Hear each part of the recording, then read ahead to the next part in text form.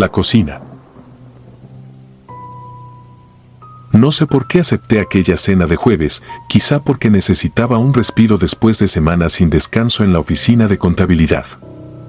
Mi compañera de cubículo, Renata, insistió en que probáramos el nuevo bistró que acababa de abrir en el centro histórico de San Cristóbal, un viejo caserón rehabilitado que conservaba vigas ennegrecidas por el tiempo y mosaicos hidráulicos que crujían con cada paso. Era junio de 2019 y los turistas llenaban la ciudad, pero aquel comedor lucía extrañamente vacío cuando llegamos a las 8 en punto. Pensé que la falta de clientes significaba un servicio veloz. Nunca imaginé que la noche se alargaría más allá de la cordura. Nos colocaron junto a una ventana que daba a un callejón empedrado. La luz de los faroles se filtraba en haces polvorientos, iluminando partículas que danzaban sobre la mesa.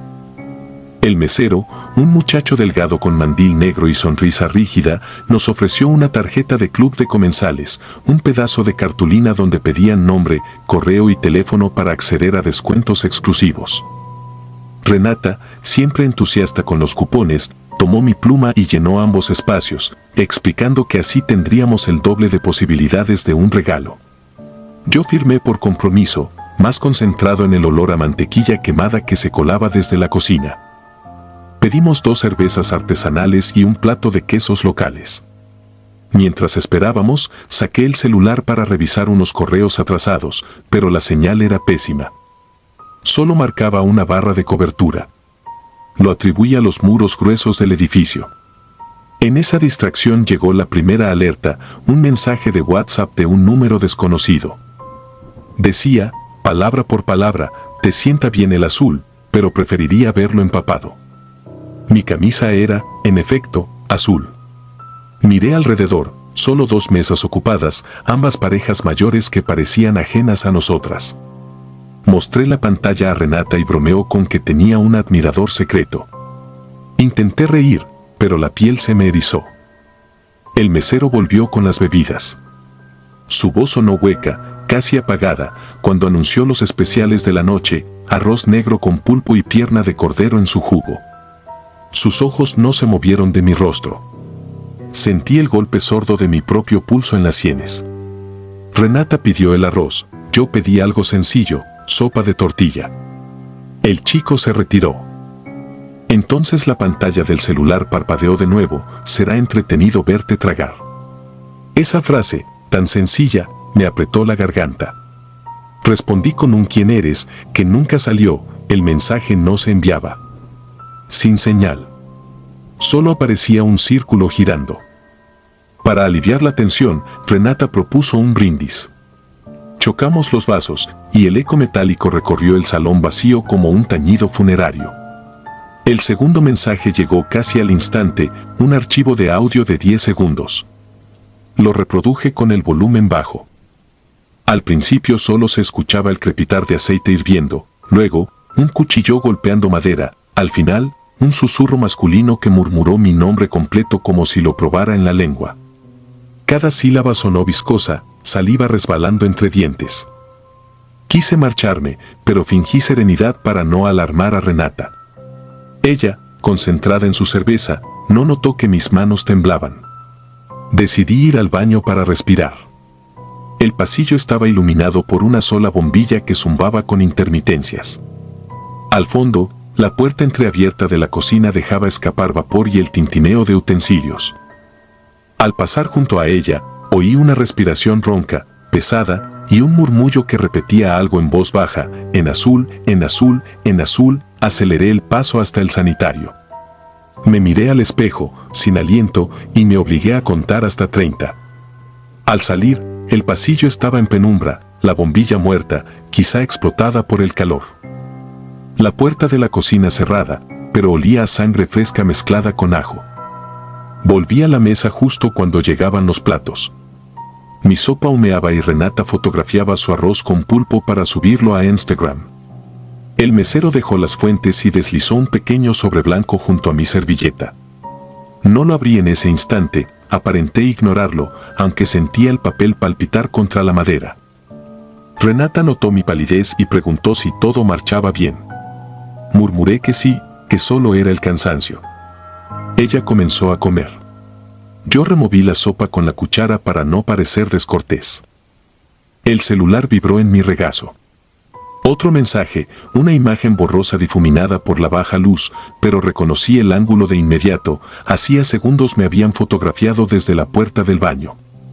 Las sombras delineaban mi silueta frente al espejo, las manos aún crispadas, la mirada extraviada.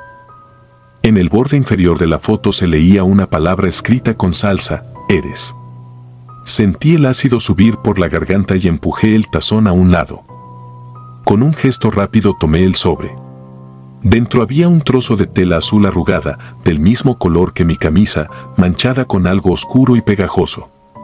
Junto a la tela, otra foto, Renata y yo entrando al restaurante, captadas desde la acera. El ángulo era alto, como si el fotógrafo estuviera en la ventana del segundo piso. Giré en busca de cámaras, pero los muros solo mostraban pintura descascarada. Tanteé el bolsillo y noté que el móvil al fin tenía señal plena. Sin pensarlo, marqué al 911. La llamada no entró. En la pantalla apareció un mensaje: sin permiso no marcas. El teléfono se apagó, batería agotada, aunque al llegar tenía 80%. Quise advertir a Renata, la encontré rígida, con el tenedor a medio camino, mirando un punto tras de mí. Giré y vi al mesero en la distancia, cerca de la barra. Sonreía con los labios cerrados, pero donde debía haber ojos solo se reflejaba la luz, como pupilas dilatadas más allá de lo humano. Me incliné hacia Renata y susurré que nos marchábamos ya. Ella asentía sin comprender. Busqué con la mirada al encargado o alguna salida trasera. El comedor parecía más largo de lo que recordaba. La puerta principal, ahora medio oculta por un biombo, estaba a metros imposibles. Me puse de pie, sentí las rodillas flojas y alcancé el bolso. Entonces las luces se extinguieron con un chasquido. Silencio total, solo el chisporroteo de la cocina al fondo. Mi respiración rodó entre las mesas, exhalaba más aire del que entraba. Una lámpara de emergencia se encendió junto a la barra, bañando la estancia en rojo. Bajo esa penumbra carmesí vi algo que me descompuso. Pequeñas siluetas de papel colgaban del techo, recortadas toscamente, cada una con un mechón de cabello pegado al torso. El aire estaba denso, olía a hierro caliente. Entre las figuras distinguí un pedazo más grande, una foto recién impresa de mí, con los ojos rasgados en tinta negra. Renata gritó mi nombre, pero su voz venía desde otra mesa, como si el espacio se hubiera distorsionado. Corrí hacia ella esquivando sillas y sentí el suelo pegajoso bajo los zapatos. Luz roja, mesa tras mesa, todas deshabitadas. La encontré de pie, con el celular encendido aunque no había señal. En la pantalla, un video en directo mostraba la cocina, un plano fijo del mesero afilando un cuchillo tipo cebollero contra una piedra. Danza de chispas y sobre la mesa metálica, varias telas azules extendidas, réplicas de mi camisa. Renata tiró el teléfono y comenzó a sollozar. La tomé del brazo. Debíamos escapar. El pasillo al baño se iluminó de golpe, luz blanca parpadeante, marcándonos el camino. Sin pensarlo, corrimos hacia allí, instinto de seguir la claridad. Al pasar frente a la cocina, la puerta se abrió con un gemido. Dentro, el calor era insoportable. Un caldero burbujeaba con un líquido espeso y oscuro. Encima, colgaba un gancho de carnicero vacío que oscilaba lentamente. Y detrás del vapor, la sombra del mesero, quieta, respiración profunda. Lo que ocurrió después se mezcla en mi memoria con ráfagas inconexas. Recuerdo el sonido de cristales al romperse cuando empujé la ventana del baño, el golpe del aire frío de la madrugada contra mi cara sudorosa y la calle empedrada 3 metros abajo. Caí mal, torcí el tobillo, pero seguí arrastrándome mientras Renata caía a mi lado con un quejido. Detrás, un alarido animal resonó en las paredes, azul. Rebotó en los muros como un eco demente. Conseguimos levantarnos y correr hacia el parque central. A esa hora ya no había turistas, solo un guardia de seguridad que, al vernos, pensó que íbamos borrachas. Le expliqué entre balbuceos lo sucedido. Llamó a la policía y una patrulla llegó en minutos. Entraron al restaurante con linternas y armas desenfundadas. Encontraron la puerta principal abierta, ningún empleado, ninguna mesa puesta. Dentro, dijeron, solo había un local en remodelación, pisos cubiertos con lonas y montones de sillas apiladas. Ninguna cocina instalada. Ningún rastro de comida, ni de calderos, ni de vino servido. Nos trasladaron a la comandancia para tomar declaraciones. Revisaron mis mensajes frente a un perito informático. En lugar de las fotos y las frases inquietantes, solo quedaban espacios en blanco, como si los archivos nunca hubieran existido. El sobre con la tela había desaparecido de mi bolso. El oficial nos miró con lástima y sugirió descanso y agua. No levantaron reporte por falta de evidencia. Durante semanas tuve pesadillas con ollas hirviendo y recortes de camisa flotando en grasa ardiente. Renata renunció a la oficina y se mudó a Mérida con una tía, lejos de cualquier sierra. Yo me cambié el número, vendí la camisa azul y evité el centro histórico a toda costa. Sin embargo, hay noches en las que despierto a las 2:34 de la mañana. Con el corazón desbocado, y en la pantalla de mi celular parpadea una barra de señal inexistente junto a un mensaje sin remitente: en azul te vi, en rojo te quiero. Borro el texto, pero siempre vuelve la noche siguiente, idéntico, a la misma hora, como un recordatorio viscoso de que aquel restaurante, fantasma o no, sigue abierto en algún pliegue de la realidad, aguardando a que el color correcto vuelva a cruzar su umbral. Turno de cierre. Tenía 21 años cuando acepté el puesto nocturno en el Anzuelo de Oro, un restaurante de mariscos encajonado entre la antigua carretera costera de Veracruz y un lote baldío cubierto de mangles. Era junio de 2021, el turismo seguía flaco y los turnos se cubrían con el mínimo de personal. Al tercer día ya confiaban en mí para cerrar, porque cerrar era básicamente bajar la cortina y apagar 2 interruptores. Eso creía. El local medía lo justo para 10 mesas pegadas a un ventanal panorámico. Al fondo estaba la cocina y, junto a ella, un pasillo que conducía al almacén seco y al congelador de reserva. Afuera, el viento del Golfo agitaba el letrero de neón, la palabra mariscos parpadeaba como un corazón enfermo y traqueteaba una lámina suelta en el techo, componiendo un metrónomo siniestro que me acompañaba cada noche. A las 8 Lupe, la cocinera, se marchó con un portate bien, chamaco. Me quedaban 3 horas y ningún cliente. Pasé la primera fregando parrillas y revisando el móvil. A las 9:15 sonó el timbre de la puerta. Entró un hombre tan alto que tuvo que agachar la cabeza para librar el marco. Su impermeable gris chorreaba agua mugrosa y la barba, espesa y salpicada de arena, ocultaba media cara. El olor llegó antes que su voz, sal rancia, sudor añejo, un fondo de pescado podrido. Pidió un cóctel sencillo y un vaso de agua. Mientras picaba los camarones lo oí acercarse al mostrador. «Cierras tú solo, ¿verdad?», murmuró con una cadencia más húmeda que suave. Mentí sin dudar, dije que el encargado hacía inventario en la bodega. El hombre soltó un sonido indescifrable, algo entre risa y flema, y se sentó en la mesa más cercana a la cocina, de costado, asegurándose de no perderme de vista. Serví la copa y la dejé frente a él. Cuando le di la espalda para volver a la caja, sentí su respiración espesa rozarme la nuca. Pasaron 20 minutos. El desconocido sorbía el jugo del cóctel con un placer casi obsceno y golpeaba la mesa con los nudillos, lento, como marcando la cuenta regresiva de algo que solo él sabía. De pronto se levantó, cruzó la sala y salió. Verlo marcharse me devolvió el pulso al pecho. Cargué la llave, activé el cerrojo interior y pensé en cerrar antes de las 11.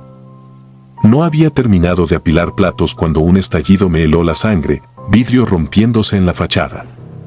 Apagué la luz de la cocina y contuve el aliento.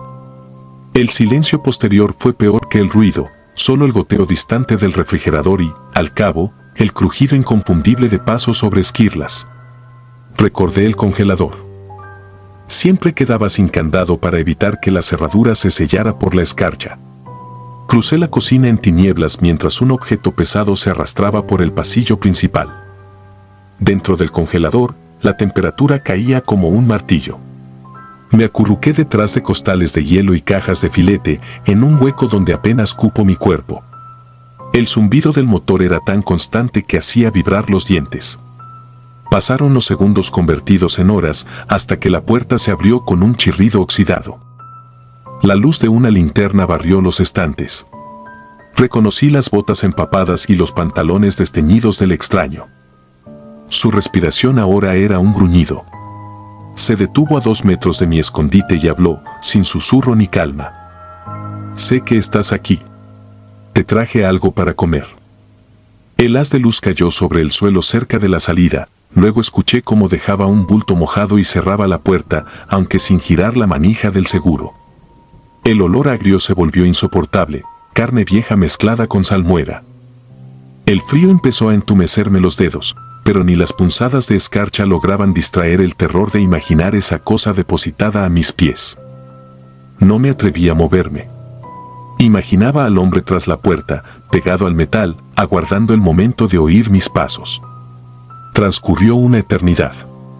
El temblor del cuerpo primero dolía, luego se volvió un compás hipnótico. En algún punto la mente cedió y me quedé dormido sentado, con la espalda pegada al aluminio como si fuera parte de la pared. Desperté con un sobresalto, luz cálida, voces. Entre las rendijas distinguí el rostro pálido de don Ramiro y, detrás, la gorra de un policía. Golpeé el estante para avisar que estaba vivo. Me sacaron con cuidado, el cambio térmico me hizo vomitar aire blanco. Apenas pude hablar, señalé la puerta principal. La sala era un campo de batalla, uno de los ventanales estaba hecho trizas, la piedra usada para romperlo descansaba sobre una mesa. Bajo el mostrador había fotografías recortadas de periódicos, meseros, cocineras y 2 cajeras de tiendas de conveniencia de la zona, todos reportados como desaparecidos en los últimos 6 meses. Reconocí a un compañero de mi facultad que había dejado la carrera para trabajar en un bar de la playa. También encontraron una libreta plastificada con fechas, nombres y anotaciones que parecían coordenadas, junto a ella, el cuchillo de carnicero más oxidado que he visto. La policía se quedó con las pruebas, a mí me enviaron al hospital por hipotermia leve. Presenté denuncia, di descripción del agresor y esperé. Nunca lo atraparon. Un pescador dijo haber visto a un hombre con impermeable gris subir a un autobús rumbo a Tampico antes del amanecer siguiente. El caso perdió titulares en 2 semanas, exactamente cuando el restaurante cerró sus puertas. El dueño prefirió vender el local a litigarlo con la aseguradora. Yo tampoco volví. Cambié de ciudad y abandoné la carrera de gastronomía. Las cocinas grandes me daban arcadas de solo oler el detergente industrial. Pasé meses rebotando de trabajo en trabajo hasta que terminé en un centro de llamadas donde la luz nunca se apaga y la gente no entra por la puerta rota de la madrugada. Las pesadillas siguieron su curso, el golpe del vidrio, el chirrido de la puerta, la bolsa hedionda esperándome en la penumbra. La terapeuta lo llamó estrés postraumático, yo lo nombré memoria del frío. Cada sobresalto llevaba una bocanada de corriente helada a mis pulmones. Aprendí a convivir con la imagen del extraño como quien convive con una cicatriz quirúrgica, sabes que siempre estará ahí debajo de la camisa. Con el tiempo, ese peso se convirtió en una urgencia de contar lo ocurrido, no para exorcizarlo, sino para advertir. 1 año después entré como voluntario a una organización que imparte talleres de seguridad personal para jóvenes que trabajan de noche. Les hablo de salidas de emergencia, de cerraduras internas y, sobre todo, del valor de fiarse del instinto. Cuando menciono el congelador, muchos respiran hondo como si el aire acondicionado del salón bajara 10 grados. Al finalizar, les enseño la libreta plastificada. La policía me la devolvió tras clasificarla como evidencia sin uso procesal. No la abro, basta el objeto para que comprendan que cada página contiene un nombre que ya no regresó a casa. La gente suele preguntar si, después de todo, volví a sentirme seguro. Respondo que la seguridad absoluta no existe y que el miedo, cuando se domestica, se vuelve un perro guardián. Sigo escogiendo mesas con vista a la salida, cargo una linterna y gas pimienta y dedico unos segundos a ubicar escondites en cualquier sitio al que entro. No es paranoia, es respeto por la memoria de aquella noche. Nunca sabré qué había dentro del bulto que el intruso dejó en el congelador. La policía lo encontró vacío, apenas un trozo de plástico cortado como si alguien lo hubiese abierto a dentelladas. Prefiero pensar que fue una amenaza simbólica y no un mensaje incompleto. A veces, cuando cierro los ojos, creo oír el crujido del nylon y siento otra vez el aliento rancio en el cuello. Abro los párpados, verifico que la puerta esté segura y continúo respirando. Esa es, al final, la lección que me quedó, respirar aun cuando el aire arda como hielo, porque el terror no se va, se regula. Y si esta historia se lee tan real que te quite el sueño, procura no maldecir el insomnio. Es tu cuerpo recordándote que allá afuera, bajo el neón roto de cualquier carretera, alguien podría estar buscando un restaurante a punto de cerrar y un rostro que, por desgracia, no olvide con facilidad. Carne silenciosa. Me llamo Iván Morales, tengo 29 años, y hasta hace poco creía que lo peor que podía sucederme en una cocina era quemar una salsa durante la ruta del pase. Durante 8 años salté entre fondas, barras de hotel y franquicias sin brillo, pero en abril de 2017 recibí la llamada de mi vida. El chef ejecutivo de La Brasa del Sepulcro, un restaurante nuevo en las laderas boscosas de Puerto Ventisca, me ofrecía la jefatura de Línea Caliente. La prensa gastronómica lo anunciaba como el sitio donde la sangre se convierte en arte. Lo tomé como una metáfora pretenciosa y acepté sin pensarlo. El edificio era un cubo negro de hormigón pulido, escondido al final de una carretera secundaria. Dentro, todo olía a madera tostada y vino caro. Había una cava subterránea gigantesca y cámaras frigoríficas del tamaño de garajes. El personal era amable pero hermético, nadie contaba chistes, nadie fumaba fuera, solo se movían con una eficiencia quirúrgica. La carta era breve y carísima. El plato estrella, lomo envejecido en sal volcánica, se vendía a casi un salario mínimo la porción, y los críticos lo describían como extrañamente tierno, casi etéreo. Eso sembró la primera duda: ninguna ternera, por más masajeada que esté, logra esa textura.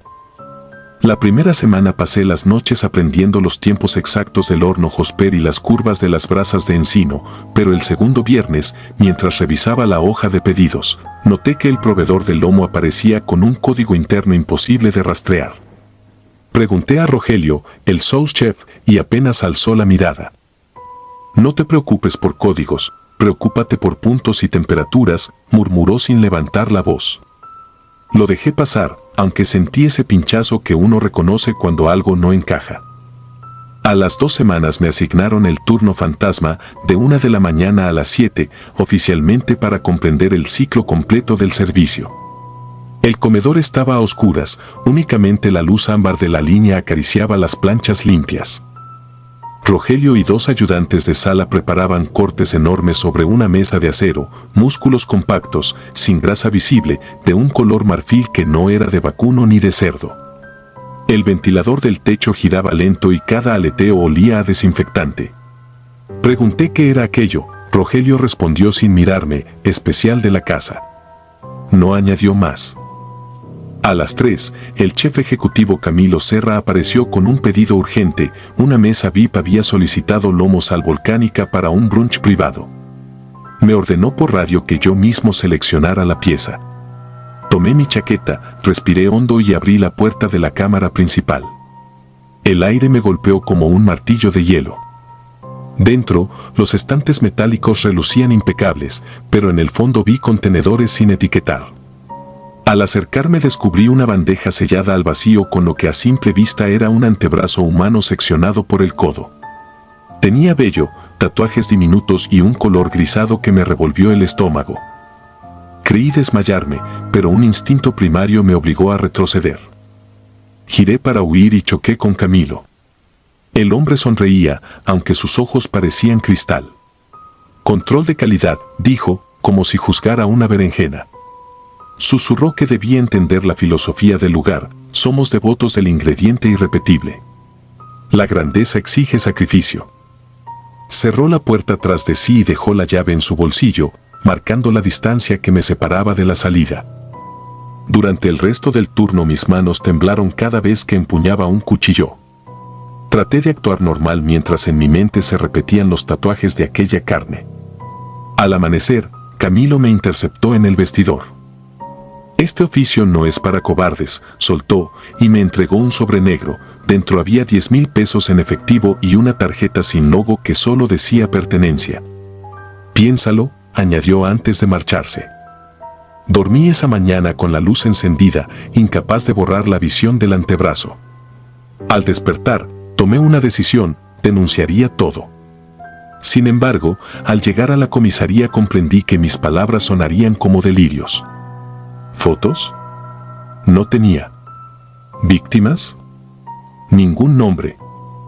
Además, ¿quién compraría la idea de un restaurante de lujo sirviendo carne humana sin dejar rastro? Salí de ahí más confundido que antes. Esa noche noté un auto negro estacionado frente a mi edificio. Permaneció con el motor encendido hasta que apagué la última lámpara de mi departamento. Al día siguiente encontré en el buzón el sobre negro, vacío esta vez, acompañado de una servilleta manchada de salsa de vino tinto. Cerré cortinas, bloqueé la puerta con muebles y pasé la tarde planeando la huida. No tenía familia cerca, solo una exnovia en otra ciudad y algunos colegas que jamás creerían mi historia. A la tercera noche sin dormir, recibí una llamada de Rogelio. No contesté.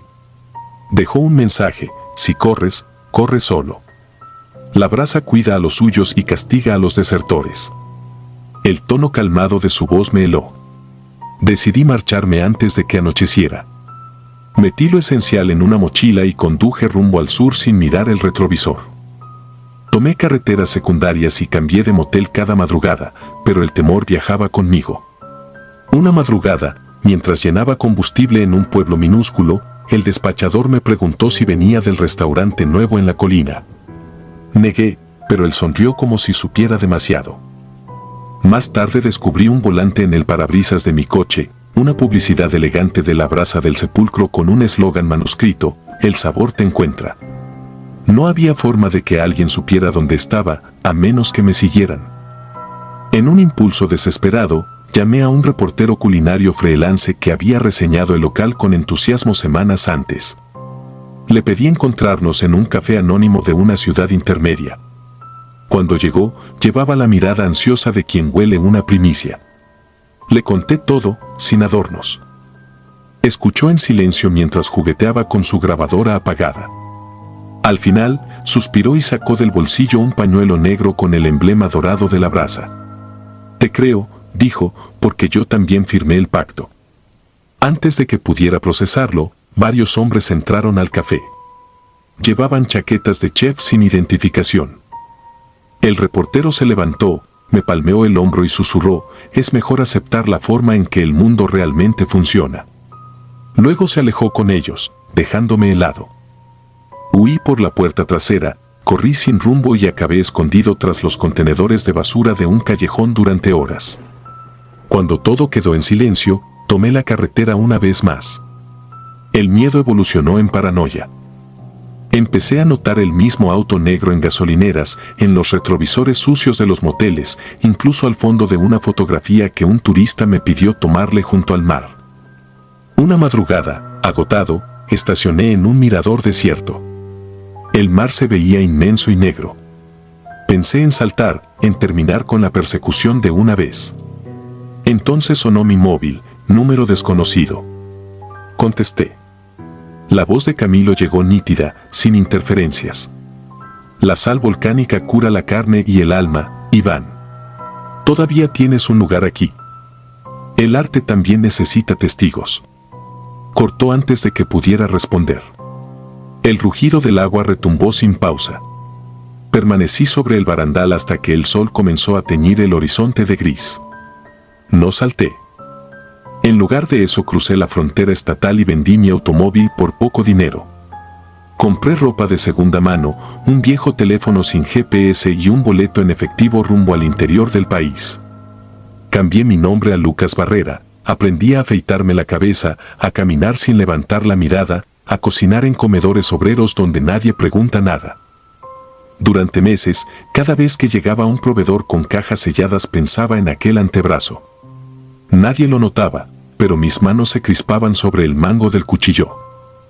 Hace unos días me alcanzó un paquete. Sin remitente, sin sello postal. Dentro encontré una única piedra cubierta de cristales de sal negra y un trozo de papel con 2 palabras: regresa, Lucas. Me cuesta respirar desde entonces. Cambié de hostal 3 veces, pero la piedra reaparece bajo mi almohada cada mañana, limpia y reluciente. Entiendo, al fin, que no se puede escapar de algo que ya forma parte de tu sangre. Esta noche escribo estas líneas en un cuaderno prestado. Cuando termine las arrancaré y las dejaré en la mesa común, quizá alguien las lea y comprenda. El teléfono arde en mi bolsillo, su pantalla sin luz me recuerda a un ojo que aún no ha abierto. Afuera, el viento arrastra un olor leve a encina tostada que no debería estar aquí. Sé lo que significa. Las brasas me encontraron y reclaman su silencio. Si el cuaderno sobrevive, tal vez sirva de advertencia para otro cocinero hambriento que confunda el arte con la redención. Si disfrutas de los relatos, te invitamos a apoyarnos con un like y un comentario, ya que eso nos ayuda muchísimo. Además, si aún no estás suscrito o suscrita, te animamos a formar parte de la comunidad del terror. Muchas gracias por escucharnos y por tu apoyo.